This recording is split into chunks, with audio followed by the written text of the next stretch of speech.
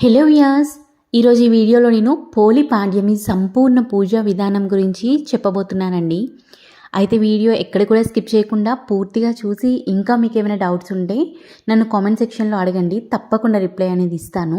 పోలి పాడ్యమి రోజు దీపాలను మనము ఉదయాన్నే మాత్రమే వెలిగించాలండి, సాయంత్రం పూట వెలిగించకూడదు. ఎందుకు అంటే మనం కార్తీక మాసం అంతా కూడా మనము సాయంత్రం పూట కూడా దీపాలు వెలిగిస్తూ ఉంటాం కదా. కానీ పోలి పాడ్యమి రోజు కేవలం ఉదయాన్నే బ్రహ్మ ముహూర్తంలోనే ఈ దీపాలు అనేవి వెలిగించాలండి.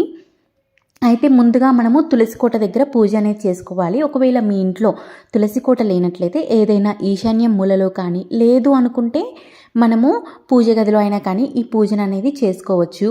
ముందుగా తులసి కోట దగ్గర మొత్తం అంతా కూడా శుభ్రం చేసుకోవాలండి. చేసుకొని మనం బియ్యం పిండితో పద్మం ముగ్గు అనేది వేసుకోవాలి. తరువాత మనము ఈరోజు ముందుగా పసుపు గణపతికి పూజ అనేది చేయాలండి. మనం ఏ పూజ అయినా కూడా ముందుగా గణపతి పూజతోనే ప్రారంభిస్తాం కాబట్టి మనం ఈరోజు చేసే పూజలో కూడా ఎటువంటి ఆటంకాలు రాకుండా చూసుకోమని పసుపు గణపతిని ఈరోజు ఆరాధిస్తామండి. తర్వాత మనము తులసి మొక్కకు కూడా పూజ చేయాలి. ఒకవేళ మీ దగ్గర తులసి మొక్క లేనట్లయితే ఈ మధ్యలో తులసి మొక్క పూజ అనేది స్కిప్ చేయొచ్చండి.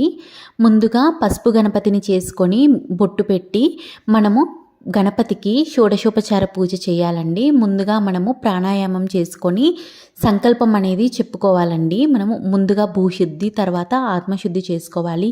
తర్వాత సంకల్పం అనేది మనం చెప్పుకోవాలండి గణపతి దగ్గర. తరువాత మనము ఇప్పుడు షోడశోపచార పూజ అనేది చేసుకోవాలండి. షోడశోపచార పూజ చేసేటప్పుడు ఒక్కొక్క ఉపచారానికి ఒక్కొక్క పువ్వు చొప్పున స్వామి దగ్గర పువ్వు పెట్టినా కూడా సరిపోతుంది. ధ్యానం, ఆవాహనం, ఆసనం, పాద్యం, అర్ఘ్యం, ఆచమనీయం, పంచామృత స్నానం, యజ్ఞోపవీతం, గంధం, పుష్పం, అక్షింతలు, ఇలా మొత్తం మనకి 16 ఉపచారాలు ఉంటాయండి. అవన్నీ మంత్రాలు రానట్లయితే ఇవన్నీ సమర్పిస్తున్నట్లు పాదయో పాద్యం సమర్పయామి, హస్తయో అర్ఘ్యం సమర్పయామి అనుకుంటూ మనము ఆ పువ్వు అనేది పసుపు గణపతి దగ్గర ఉంచి తరువాత మనము గణపతి అష్టోత్తర శతనామావళి పూజని అక్షింతలతో కానీ లేదంటే పువ్వులతో కానీ చేసుకొని తర్వాత స్వామివారికి తాంబూలం అనేది సమర్పించి తర్వాత మనము ఒక చిన్న బెల్లం ముక్కైనా లేదు అనుకుంటే వడపప్పు పానకమైనా కానీ స్వామికి సమర్పించి నైవేద్యంగా సమర్పించి తర్వాత మనము కర్పూర హారతి అనేది ఇవ్వాలండి. తర్వాత మనము తులసి కోట దగ్గర దీపాలు అనేది వెలిగించాలి. ఇప్పుడు మనము ఈ కార్తీక మాసంలో నెల రోజులు ఎవరైనా 365 వత్తులు దీపాన్ని వెలిగించడం కుదరనట్లయితే, లేదు అనుకుంటే కార్తీక పౌర్ణమి రోజు కూడా కొంతమందికి కుదరక ఆడవారికి ఆటంకాలు వస్తూ ఉంటాయి కదా, అలా మీరు 365 వత్తులు వెలిగించినట్లయితే ఈరోజు వెలిగించుకోవచ్చండి. మనము తులసి కోట దగ్గరే లేదంటే ఇప్పుడు మనం గణపతి పూజ చేస్తున్నాం కదండి, పూజ గదిలో అయినా కూడా చేసుకోవచ్చు. అక్కడైనా కానీ 365 వత్తులు వెలిగించుకోవాలండి. అయితే ఈరోజు పిండి దీపము, ఉసిరి దీపాలు కూడా వెలిగించుకుంటే చాలా మంచిది. మనం ఎక్కడైతే మనము ఈ నీటిలో దీపాలు వదలాలి కదండి ఈరోజు పాడ్యమి రోజు, అది మనం ఆరు బయట వదిలితే చాలా మంచిది. అందుకని ఈశాన్యం మూలలో మీరు పసుపు మొత్తం అంతా కూడా కింద క్లీన్ చేసుకొని తర్వాత పసుపుతో అలికి దానిపైన బియ్యంతో పద్మం ముగ్గు అనేది వేసుకోవాలండి. వేసుకున్న తర్వాత ఒక ఏదైనా రాగి కానీ లేదంటే ఇత్తడి బేషన్ కానీ ఏమైనా తీసుకోవచ్చు. స్టీల్ బేషన్ అయితే వాడకూడదండి, ఎందుకంటే స్టీల్కి యముడు అధిపతి అంటూ ఉంటారు కదండి, కాబట్టి స్టీల్ బేషన్ అయితే వాడకూడదు. ఈవెన్ ప్లాస్టిక్ అయినా కూడా వాడొచ్చండి, ఇంట్లో వాడుతూ ఉన్నది. కాకపోతే బాత్రూమ్స్లో యూజ్ చేసేది కాకుండా కొంచెం మంచిగా నీట్గా ఉన్నదైతే బెస్ట్ అండి. సో ఇలా మనం ఒక చిన్న పాత్ర అయినా తీసుకోవచ్చండి. అరటి దొప్పలు పెద్దగానే మనము దీపాలు వదలక్కర్లేదండి. అరటి దొప్పల్ని మనము ఒక 3 ముక్కలుగా చేసైనా కూడా మనం చిన్నగా పెట్టుకొని కూడా మనము దీపాలని వదులుకోవచ్చు. కాబట్టి పెద్ద పాత్రే ఉండాలని లేదు, చిన్న పాత్రలో కూడా వదులుకోవచ్చు. ముందుగా మనము 33 వత్తులు ఎక్కువగా వదులుతూ ఉంటారండి, ఎందుకంటే నెల రోజులకి 31 వత్తులు. నీటిలో మనం దీపాలు వదులుతున్నాం కదా కాబట్టి ఇంకొక 2 వత్తులు. అలాగే కొంతమంది వినాయకుడికి కూడా కలిపి ఇంకొక 2 వత్తులు వదులుతారండి, అలా 35 వదులుతారు. మ్యాక్సిమం అయితే మా ఇంట్లో అయితే మేము 33 వత్తులు వదులుతాము. ఆల్రెడీ మనం గణపతికి పూజ చేసేసాం కదా కాబట్టి. మనము ఇలా గణపతికి పూజ చేసి మనము దీపం వెలిగించాం కాబట్టి 33 వత్తులైతే సరిపోతుందండి. ముందుగానే మనం 33 కుంభవత్తులు ఉంటాయి కదండీ! కుంభవత్తులే వెలిగించుకోవాలండి. మనము ఇంట్లో నార్మల్‌గా వెలిగించుకునే పొడుగు వత్తులు కాకుండా, అడ్డవత్తులు కాకుండా మనము కుంభవత్తులు అలాగే పువ్వు వత్తులు అంటారు కదండీ! వాటితో అయినా కానీ అలా 33 వత్తుల్ని మనం ఈరోజు వెలిగించుకోవాలండి. మీకు అరటి దొప్పలు కనుక దొరకనట్లయితే మీరు ఏదైనా కూడా ఇదేంటి మన ఇంట్లల్లో పూజ గదిలో వాడుతూ ఉంటాం కదండీ!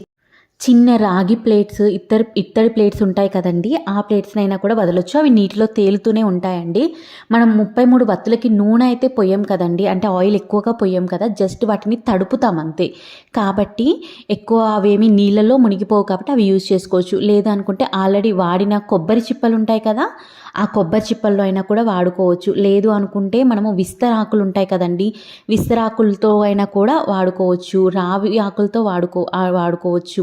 అలాగే మనకి బయట దొరుకుతూ ఉంటాయండి కప్స్, విస్తరాకులతో చేసినవి. అవి అయినా కూడా మంచిదే అండి. కానీ ప్లాస్టిక్ అయితే యూజ్ చేయకండి. ఎందుకు అంటే ప్లాస్టిక్ అనేది మంచిది కాదు అంటారు. నదుల్లో వదిలేటప్పుడైతే అస్సలు యూజ్ చేయకండి. ఎందుకంటే అవి ఆ ప్లాస్టిక్ అనేవి నదుల్లో అలా భూమిలో కలిసిపోవు కదా! అందుకోసమని. మళ్ళీ మనం ఇవి ఒకసారి దీపం వదిలిన తర్వాత ఆ ప్లాస్టిక్‌వి మళ్ళీ పనికిరావు కదా! కాబట్టి మనం ప్లాస్టిక్ యూజ్ చేయకుండా మట్టి ప్రమిదలంటే మునిగిపోతాయి కాబట్టి ఇలా తేలేవి ఏమున్నా కూడా వాటిని యూజ్ చేసుకోవచ్చనమాట.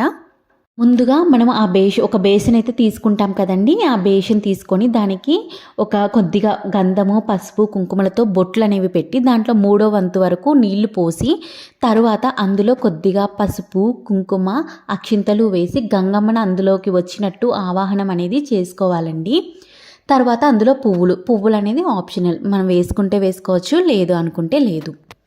తరువాత మనం ముందుగానే అరటి దొప్పలను సిద్ధం చేసుకొని ఉండాలండి.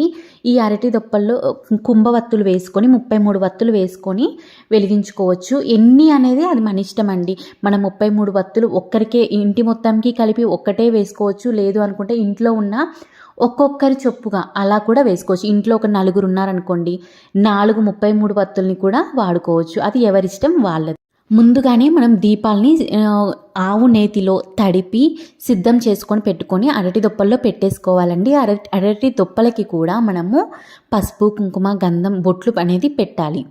అయితే మనము ఈ దీపాలను ముందుగానే వెలిగించుకోవాలండి ప్లేట్లో. తరువాత మనము దీపాలు వెలుగుతూ ఉన్నప్పుడు నీటిలో వదలాలి. ఆ నీటిలో వదిలేటప్పుడు మళ్ళీ కొద్దిగా వాటి మీద పసుపు, కుంకుమ, అక్షింతలు వేసి, పువ్వు వేసి పూజ చేసి వదులుతూ ఉండాలి. ఎందుకంటే ఇలా నీటిలో దీపం వదలడం అంటే మనం నదుల్లో దీపం అయితే వదులుతాం కదండి. వదిలినప్పుడు అవి ఆ స్వామి దగ్గరికి వెళ్ళేసి గంగలో ఐక్యమైపోతాయి కదా! అలా అన్నమాట. మనం కూడా ఇలా దీపాలు వదలడానికి ఒక కారణం అయితే ఉంది. ఇలా దీపం వదులుతూ మనం కూడా ఆ శివయ్యలో ఐక్యం అవ్వాలి ఈ నీటిలో వెళ్తూ అన్నట్టు ఒక అర్థమైతే ఉందండి. అందుకనే నీటిలో దీపాలను వదలాలి అంటారు కార్తీక మాసంలో.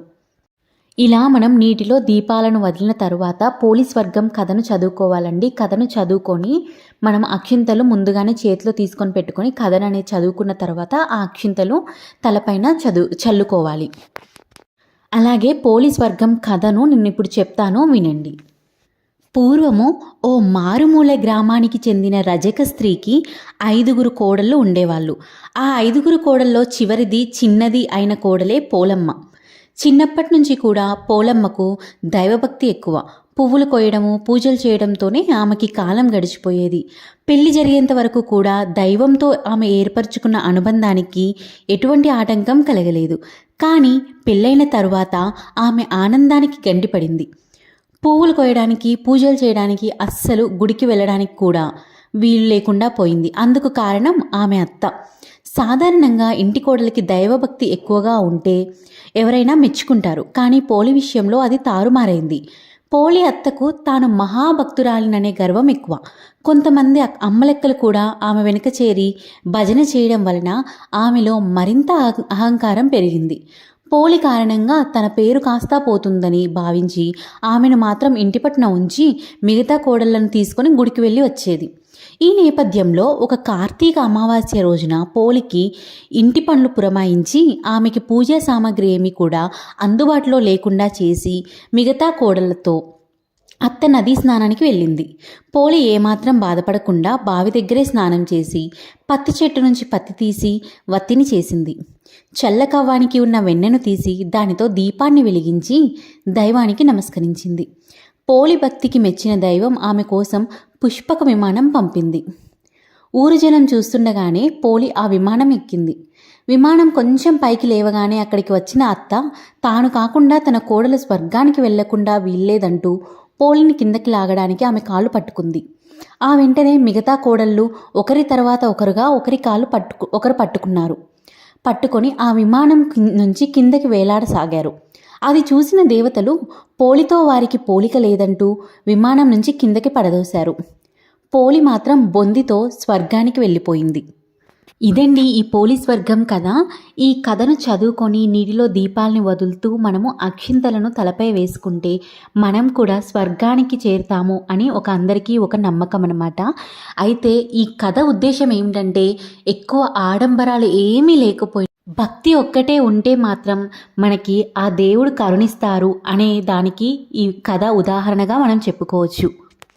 అప్పటి నుంచి ప్రతి ఏడాది ఆశ్వేయుజ అమావాస్య మొదలు కార్తీక అమావాస్య వరకు ప్రతినిత్యం బ్రాహ్మీ ముహూర్తంలో నిద్రలేచి నదీ స్నానం చేసి దీపం వెలిగించి పోలి కథ చెప్పుకొని అక్షింతలు తలపై వేసుకోవడం అనేది ఆనవాయితీగా వస్తుంది. ఈ విధంగా నెల రోజుల పాటు నదీ స్నానం నోము పూర్తయ్యాక కార్తీక అమావాస్య రోజున బ్రాహ్మణుడికి దీపదానం ఇవ్వాల్సి ఉంటుంది. ఇలా ఈ తెలుగునాట స్త్రీలంతా కూడా పోలిని తలుచుకుంటూ అమావాస్య రోజు ఉదయాన్నే అరటి దొప్పల్లో వత్తులను వెలిగించి నీటిలో వదులుతూ ఉంటారు. ఈ నగర జీవితంలో మనకు దగ్గరలో చెరువులు నదులు అందుబాటులో ఉండే అవకాశం లేదు కాబట్టి టబ్బుల్లో అయినా కూడా ఈ దీపాలను వదిలేలా ఆచారం రూపాంతరం చెందింది. ఇలా వదిలిన అరటి దీపాలను చూసుకుంటూ పోలిని తలుచుకుంటారు. కార్తీక మాసంలో ఏ రోజు దీపాన్ని వెలిగించలేకపోయినా ఈ ఒక్కరోజు ఈ వత్తుల్ని వెలిగించి నీటిలో వదిలితే మాసమంతా దీపారాధన చేసిన పుణ్యం అనేది వస్తుందని చెబుతూ ఉంటారు.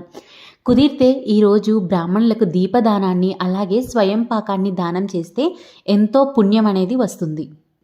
అయితే ఈ సంవత్సరం అమావాస్య రోజు మంగళవారం వచ్చింది కాబట్టి మనము బుధవారమే ఈ పోలి పండుగను చేసుకుంటాము. అయితే పూజ అంతా కూడా అయిపోయిన తర్వాత మనం చేసిన పసుపు వినాయకుడిని అలాగే నీటిలో వదిలిన అరటి దొప్పల్ని అలాగే మనము యూజ్ చేసిన పిండి దీపాలను అలాగే ఉసిరి దీపాలను అన్నీ కూడా ఏదైనా నదిలో నీటిలో కలిపేస్తే చాలా మంచిది. మీకు వెంటనే కుదరకపోయినా కూడా ఒక కవర్లో కానీ ఎందులోకైనా కానీ తీసుకొని దాచిపెట్టి అది మీరు ఎప్పుడైనా నదీ స్నానానికి కానీ లేదంటే ఎక్కడ దగ్గరలో నదులు ఉన్న దగ్గరికి వెళ్ళినప్పుడు కానీ అది తీసుకొని వెళ్ళి ఆ నదిలో వదిలేస్తే చాలా మంచిదండి. లేదు అంటే ఏదైనా పచ్చని చెట్టు మొదల్లో వేస్తే మరీ మంచిది. ఎవరూ తొక్కని ప్లేస్ అయి ఉండాలండి అది. ఎందుకంటే ఈ కాలంలో మనం ఇక్కడ ఒకవేళ చెట్టు కింద వేసినా కూడా జంతువులు అవి తిరుగుతూ ఉండి వాటి కాలకృత్యాలు కూడా తీర్చుకుంటూ ఉంటాయి కాబట్టి అలా కూడా వేయకుండా మనం నీటిలో వదలడమే కొద్దిగా మంచిదని నా అభిప్రాయము. ఇక కుదరని వాళ్ళైతే చెట్టు మొదల్లో వేస్తే మరీ మంచిది. ఇంకా ఈ వీడియో అంతా చూసిన తర్వాత మీకు ఏమైనా డౌట్స్ ఉంటే నన్ను కామెంట్ సెక్షన్లో అడగండి, నేను తప్పకుండా రిప్లై అనేది ఇస్తాను. అలాగే ఈ వీడియో నచ్చితే మీకు లైక్ చేయండి, అలాగే ఇంకా ఎవరికైనా యూజ్ అవుతుంది అనుకుంటే షేర్ చేయండి. Thank you so much.